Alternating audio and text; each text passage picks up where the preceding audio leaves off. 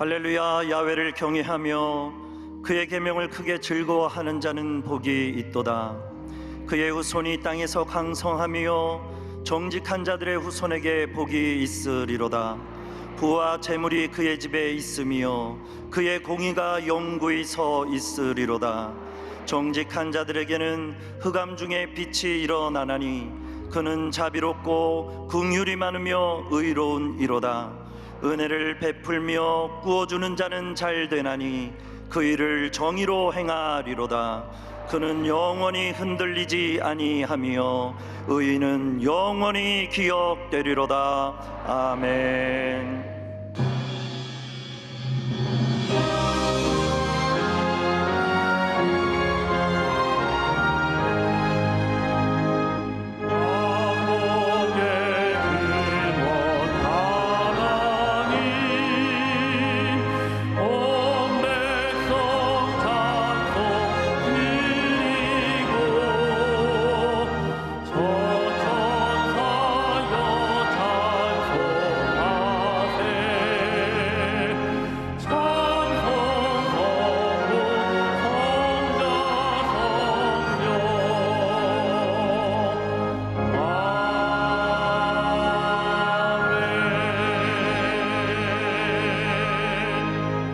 전능하사 천지를 만드신 하나님 아버지를 내가 믿사오며 그 외아들 우리 주 예수 그리스도를 믿사오니 이는 성령으로 잉태하사 동정녀 마리아에게 나시고 본디오 빌라도에게 고난을 받으사 십자가에 못 박혀 죽으시고 장사한 지 사흘 만에 죽은 자 가운데서 다시 살아나시며 하늘에 오르사 전능하신 하나님 우편에 앉아 계시다가 저리로서 산자와 죽은 자를 심판하러 오시리라.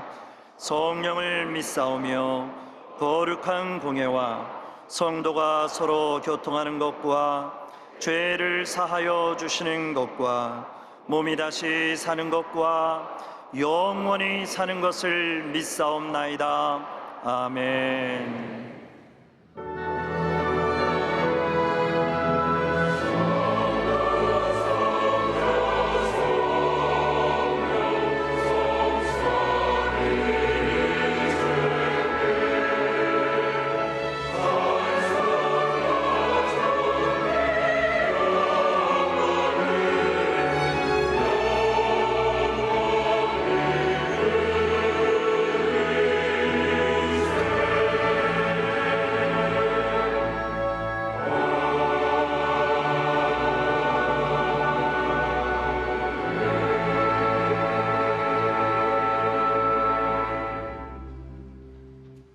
오늘 은혜 받으실 말씀은 사무엘상 3장 8절에서 11절까지 말씀입니다. 사무엘상 3장 8절에서 11절 말씀을 다 같이 봉독하겠습니다. 야훼께서 세 번째 사무엘을 부르시는지라 그가 일어나 엘리에게로 가서 이르되 당신이 나를 부르셨기로 내가 여기 있나이다 하니 엘리가 야훼께서 이 아이를 부르신 줄을 깨닫고 엘리가 사무엘에게 이르되 가서 누웠다가 그가 너를 부르시거든 내가 말하기를 야훼여 말씀하옵소서 주의 종이 듣겠나이다 하라 하니 이에 사무엘이 가서 자기 처소에 누우니라. 야훼께서 임하여 서서 전과 같이 사무엘아 사무엘아 부르시는지라. 사무엘이 이르되 말씀하옵소서 주의 종이 듣겠나이다 하니 야훼께서 사무엘에게 이르시되 보라 내가 이스라엘 중에 한 일을 행하리니 그것을 듣는 자마다 두기가 울리리라. 아멘.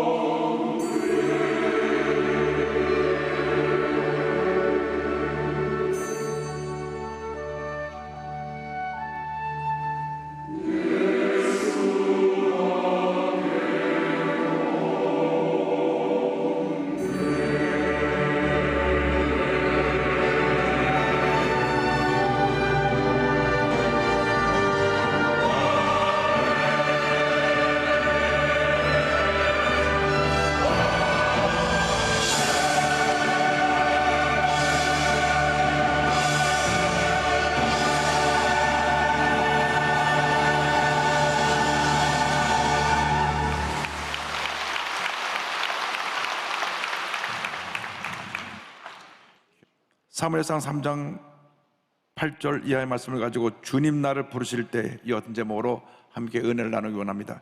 제목을 한번 크게 따라해 주시기 바랍니다. 주님 나를 부르실 때, 주님 나를 부르실 때,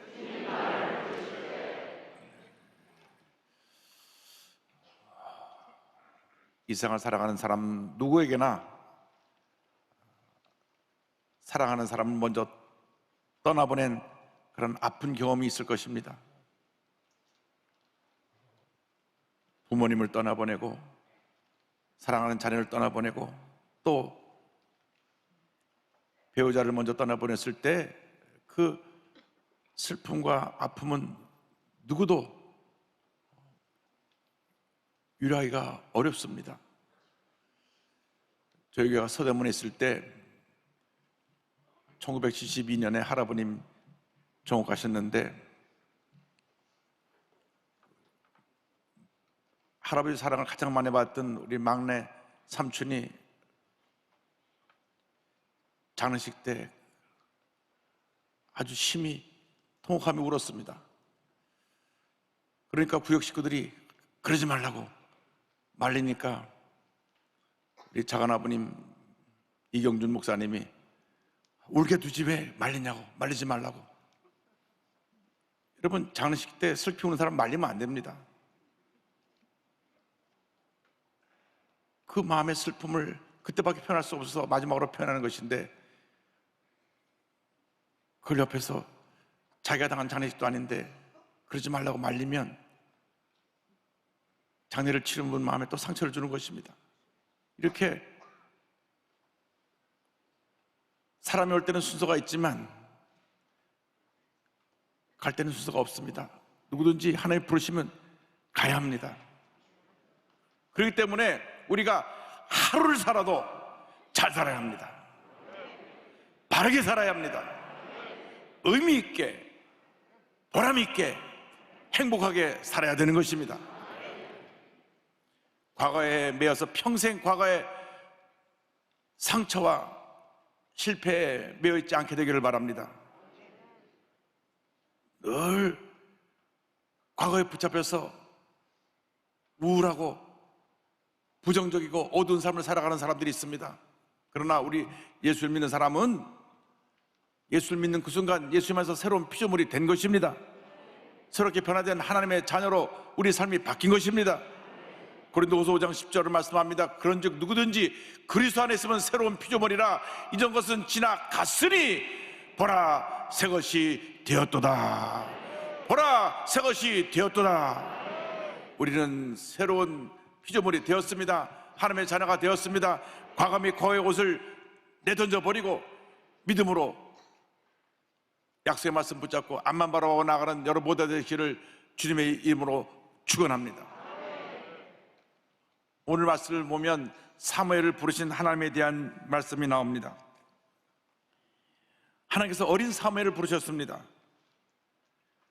언제 하나님께서 사무엘을 부르셨습니까? 사무엘상 3장 1절은 말씀합니다. 아이 사무엘이 엘리 앞에서 야훼를 섬길 때에는 야훼의 말씀이 희귀하여 이상이 흔히 보이지 않았더라. 하나님의 말씀이 희귀하여 이상이 흔히 보이지 않았을 때에 하나님께서 사무엘을 부르신 것입니다. 우리 삶에 위기가 다가올 때가 언제입니까? 하나님의 말씀이 희미하게 될 때, 하나님의 말씀이 잘 들리지 않을 때 우리 삶에 위기가 다가오는 것입니다. 문제가 다가오는 것입니다. 하나님의 말씀이 잘 들리지 않으니까 세상의 소리가 자꾸 크게 들려오고 부정 소리가 크게 들려와서 우리를 뒤흔들어 놓습니다. 이때가 바로 우리 삶에 문제가 다가올 때인 것입니다.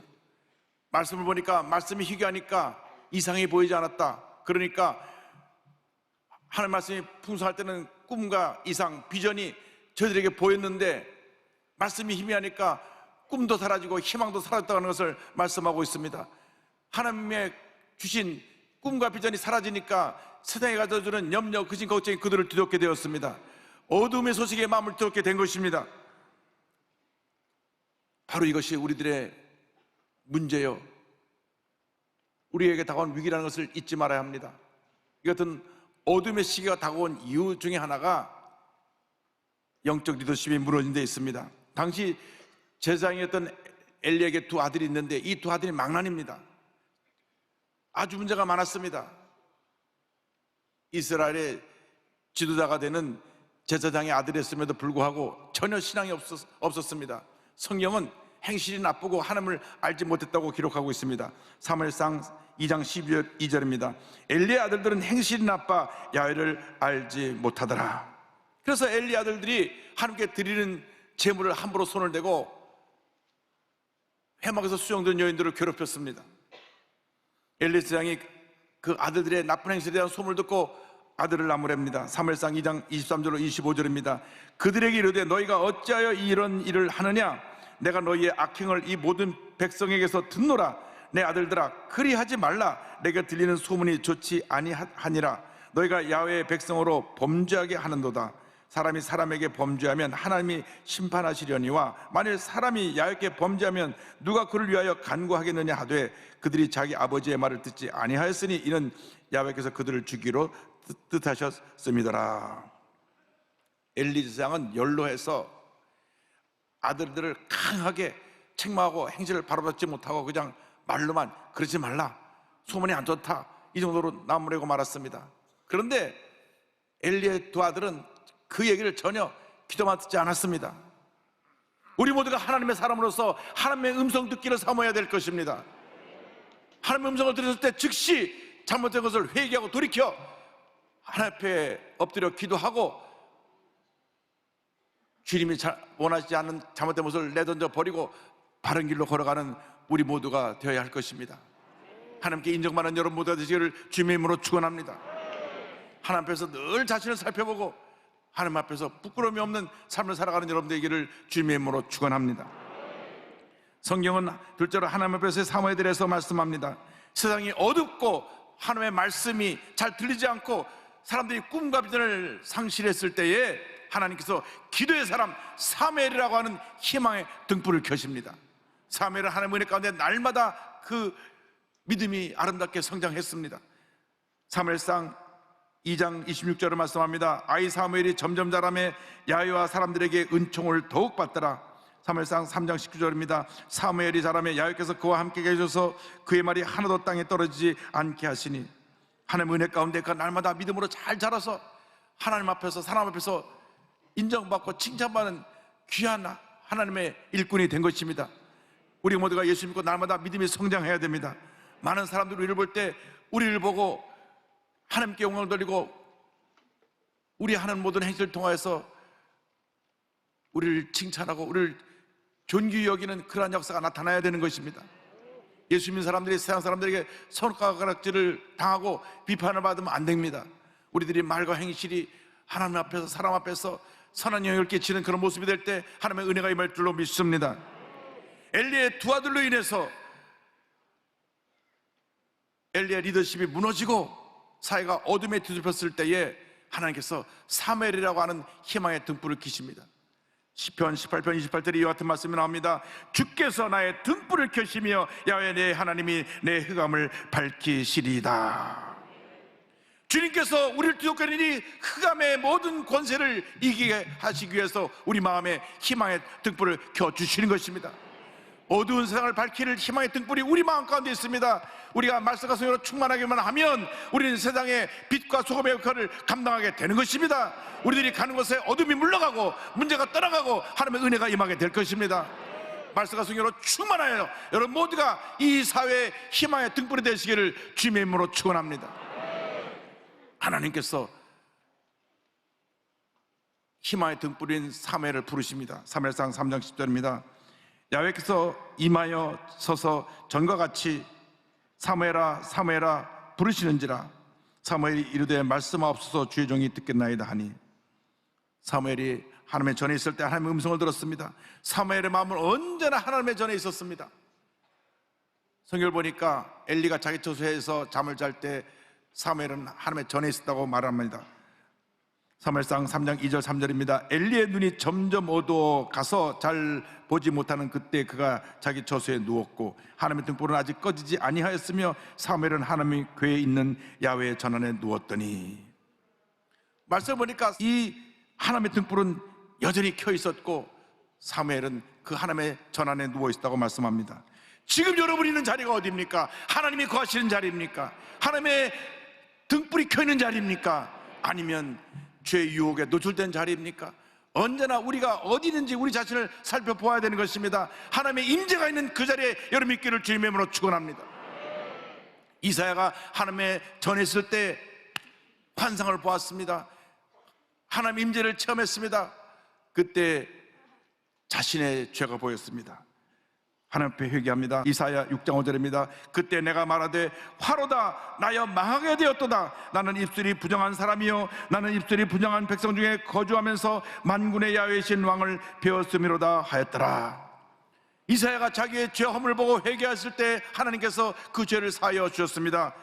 이사야 6장 6절 7절입니다. 그때 그 서랍 중에 하나가 부젓가락으로 제단에서 잡은 바 핀 숯을 손에 가지고 내게로 날아와서 그것을 내 입술에 대며 이르되 보라 이것이 내 입에 닿았으니 내 죄악이 제하여졌고 내 죄가 사하여졌느니라 하더라.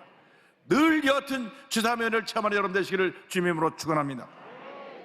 성경은 나아가서 사무엘에게 하나님의 뜻을 전하신 장면이 이어져 우리에게 말씀을 전해주고 있습니다.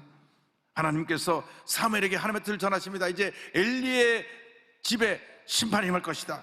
사무엘상 3장 12절입니다. 내가 엘리의 집에 대하여 말한 것을 처음부터 끝까지 그날에 그에게 다 이루리라. 영적 타락이 이스라엘에 큰 재난을 가져왔습니다. 재앙을 가져온 것입니다. 블레셋과의 전쟁에서 참패하고 그들이 가졌던 그 소중한 법궤도 빼앗기고 엘리의 두 아들 홈리와 비나스는 그 자리에서 죽고 말았습니다. 사무엘상 4장 10절 11절입니다. 블레셋 사람들이 쳤더니 이스라엘이 피하여 각기 장막으로 도망하였고 살육이 심히 커서 이스라엘 보병이 엎드러진 자가 3만 명이었으며 하나님께는 빼앗겼고 엘리의 두 아들 홈리와 비나스는 죽임을 당하였더라. 이 소식을 듣고 그 아버지가 충격을 받아서 엘리상이 뒤로 넘어 목이 부러져 죽고 그 며느리도 애를 낳다가 충격을 받고 죽었습니다. 얼마나 큰 벽인지 말로 다 할 수가 없습니다. 사무엘상 4장 18절 이하는 설명합니다. 하나님의 괴를 말할 때 괴를 빼앗겼다는 것을 보고할 때 엘리가 자기의 의자에서 뒤로 넘어져 문 곁에서 목이 부러져 죽었으니 19절 이하의 같은 말씀이 나옵니다. 그의 며느리인 비느하스의 아내가 임신하여 해산 때가 가까웠더니 하나님의 괴를 빼앗긴 것과 그의 시아버지와 남편이 죽은 소식을 듣고 갑자기 아파서 몸을 굽으려 해산하고 죽어갈 때에 얼마나 큰 심판이 임했는지 모릅니다. 하나님의 심판은 엄미합니다. 하나님께서 경고하시고 또 경고하시고 경고하시다가 끝끝내 돌이키지 아니하시면 이와 같이 엄하게 심판하시는 것입니다. 하루아침에 엘리 지상의 두 아들 홈리와 비나스가 전쟁에서 죽임을 당하고 그 소리를 들은 아버지가 거꾸로져서 목이 부러 죽고 또 그 며느리인 비나스의 아내가 애를 낳다가 죽었습니다. 주님의 음성이 들려올 때 지금 회개하고 주님께 돌아오시길 바랍니다. 다시금 은혜를 회복하시기 바랍니다. 회개하고 돌아올 때 하나님의 큰 은혜와 축복이 우리에게 임하게 되는 것입니다. 우리가 늘 주님 앞에 바로 서기를 힘쓰고 회개에 힘쓸 때 하나님의 풍성한 은혜가 우리에게 넘쳐나게 될 것입니다. 온 이스라엘 백성이 회개하는 장면이 사무엘상 7장 3절 4절에 나옵니다. 사무엘이 이스라엘 온 족속에 말하여 이르되 만일 너희가 전심으로 야훼께 돌아오려거든 이방 신들과 아스다롯을 너희 중에 제거하고 너희 마음을 야훼께로 향하여 그만을 섬기라. 그리하면 너희를 블레셋 사람의 손에서 건져내시리라. 이에 이스라엘 자손이 바알들과 아스다롯을 제거하고 야훼만 섬기니라. 저들이 모든 우상을 제거하고 주님을 섬길 때 하나님의 은혜가 임했습니다. 우리 삶 가운데 우상이 무엇입니까? 우리 자신을 살펴봐야 됩니다. 우리가 주님보다 더 사랑하는 모든 것이 우상인데 물질의 우상을도 우리가 하나님 앞에 하나님보다 더 사랑해서 회개하고 돌이켜서 주님 주신 물질로 주님을 잘 섬기는 주의 사랑을 실천하는 우리 모두가 되어야 할 것입니다. 권력의 우상을 따라갔으면 그것들 회개해야 됩니다. 무엇보다도 나라고 하는 우상을 섬겼던 것을 우리가 철저히 회개해야 될 것입니다. 회개할 때 블레셋 군사가 저들을 쳐들어왔습니다. 우리가 주 앞에 바로 서려고 하면 악한 원수마귀가 우리를 공격해 오는 것입니다. 사무엘상 7장 10절입니다. 사무엘이 번제를 드릴 때 블레 사람이 이스라엘과 싸우려고 가까이 오매 그날에 야훼께서 블레 사람에게 큰 우레를 발하여 그들을 어지럽게 하시니 그들이 이스라엘 앞에 패한지라. 그들이 공격해 왔지만 하나님께서 저들을 물리치셨습니다. 하나님께서 우리가 주님 앞에 바로 서 있기만 하면 어떠한 대적이 우리를 쳐더라도 그 모든 대적을 멸하시고 우리의 위대한 승리를 가다 줄 것입니다. 하나님 앞에 바로 서 있기만 하면 하나님께서 우리에게 복에 복을 더하여 주시는 것입니다. 영혼이 잘된 같이 범사가 잘되며 강건하게 되고 생명의 때 풍성하게 얻는 은혜를 우리에게 부어주시는 것입니다. 하나님은 언제나 하나님의 백성을 사랑하시고 돌보십니다. 블레셋이 패하고 난 후에 사무엘이 감사의 제단을 쌓았습니다. 사무엘상 7장 12절입니다. 사무엘이 돌을 취하여 미사와 센 사이에 세워 이르되 야훼께서 여기까지 우리를 도우셨다 하고 그 이름을 에베네셀이라 하니라. 여기까지 우리를 도우셨다, 여기까지 우리를 도우셨다. 어제도 도우신 하나님 지금도 도우시고 앞으로 도우실 것이다. 그 말씀이 바로 에베네셀입니다.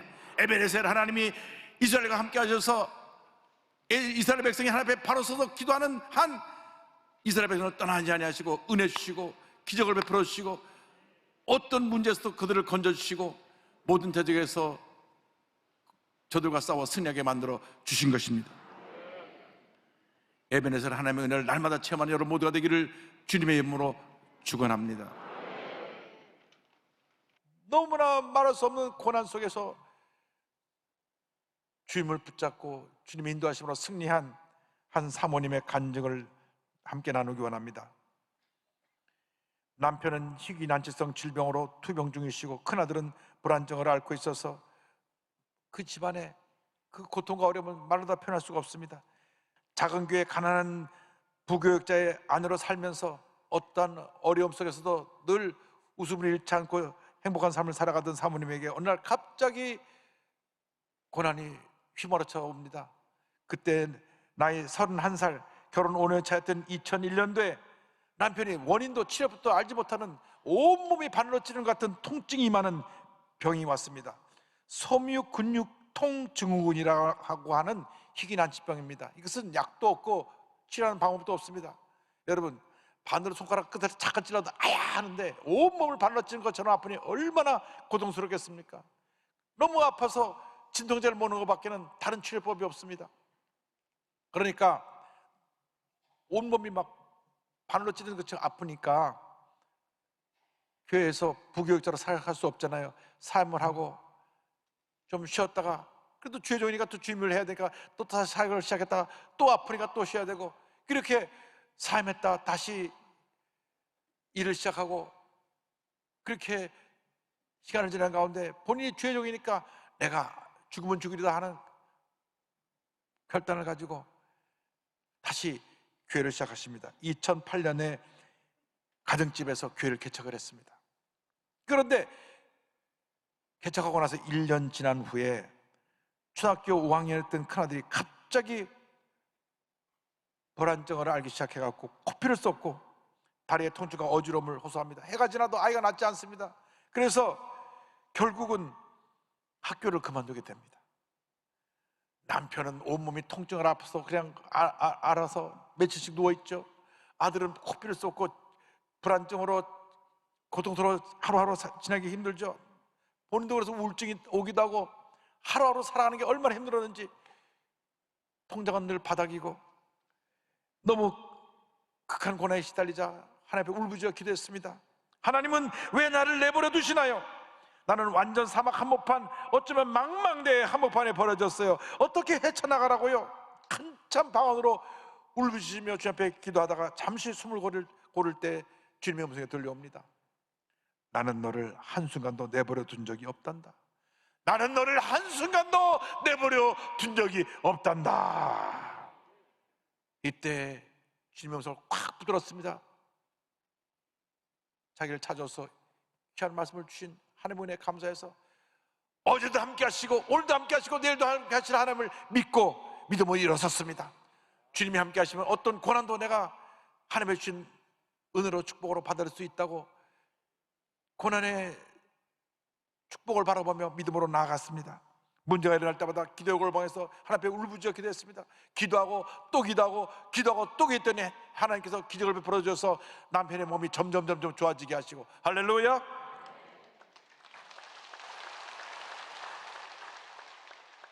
일주일에 며칠씩 누워있던 남편이 이제는 일어나서 온종일 사역할 수 있게 되었고, 큰아들은 7년 동안 정신과 약을 먹었는데 약을 끊게 되고, 할렐루야.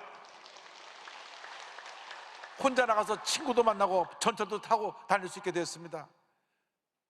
더 놀라운 것은 둘째 아들은 집에 아버지가 아프고 형이 아파갖고 어머니가 전혀 돌봐줄 틈이 없는데 혼자 스스로 열심히 공부해가지고, 뭐 과외를 시킬 수가 있습니까? 학원을 보낼 돈이 있습니까? 혼자 스스로 열심히 공부해서 서울대학교 인문학과에 입학을 했어요. 할렐루야.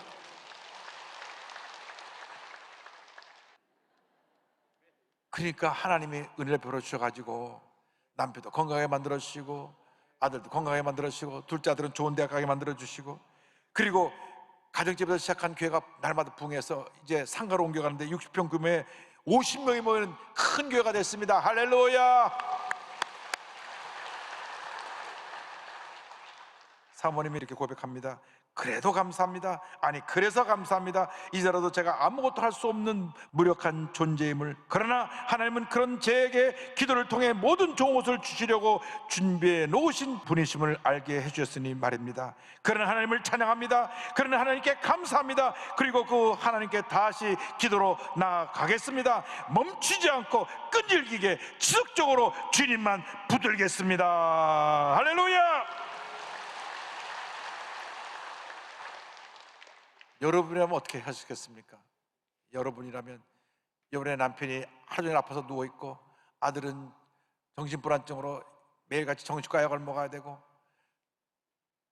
통장에는 돈이 하나도 없어서 당장 먹을 거리 없는데 이렇게 감사하고 기도를 이겨낼 수 있겠습니까?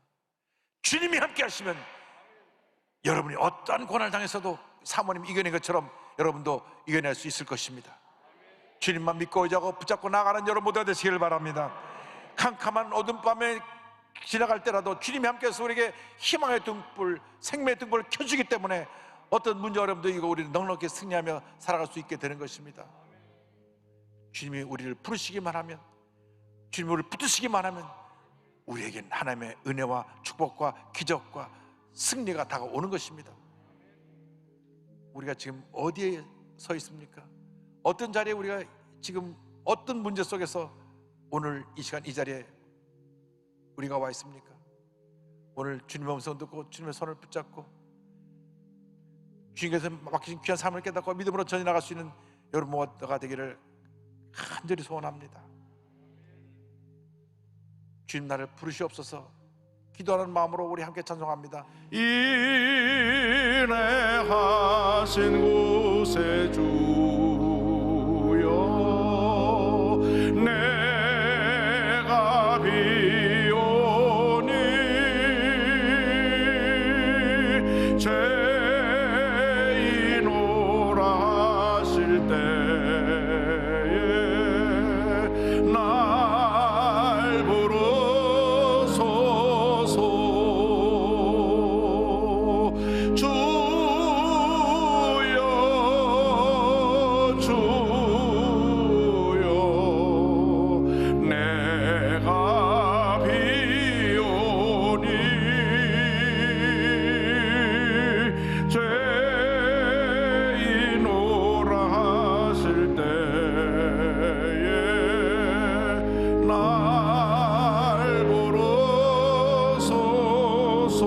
주의 공로 의지하여 주의 공로 의지하여 좋게 하오니 상한 마음을 고치시고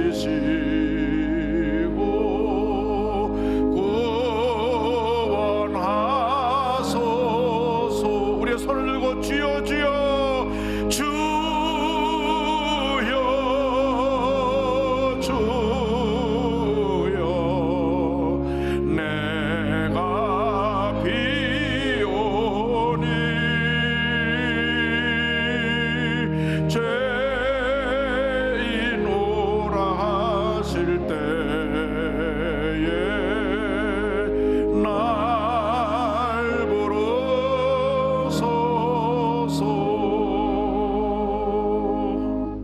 기도하겠습니다.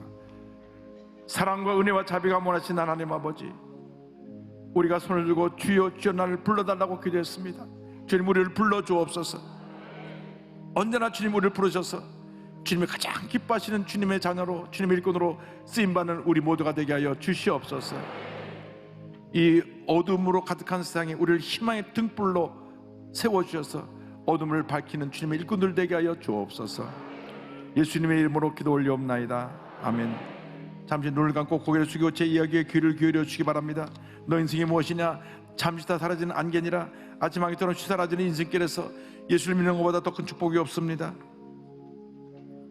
오늘 말씀 듣고 예수 믿기 원하시는 분들은 어디 계시든 간에 이 시간 결단하시고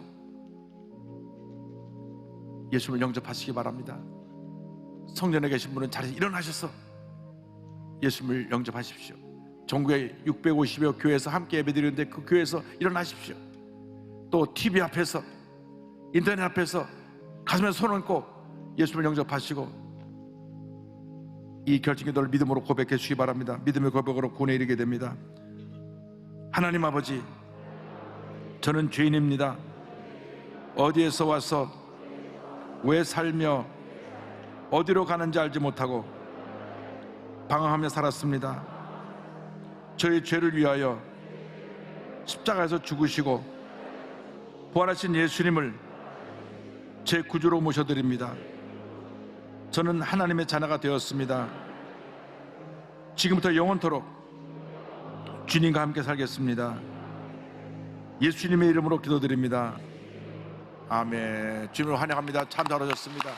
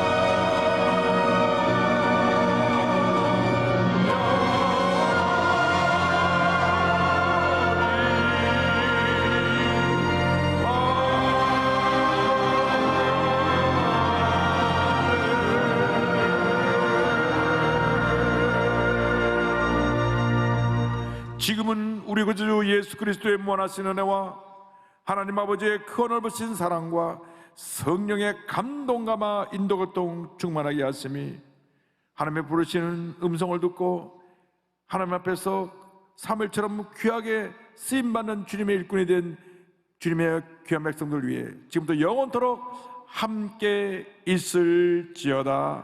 아멘.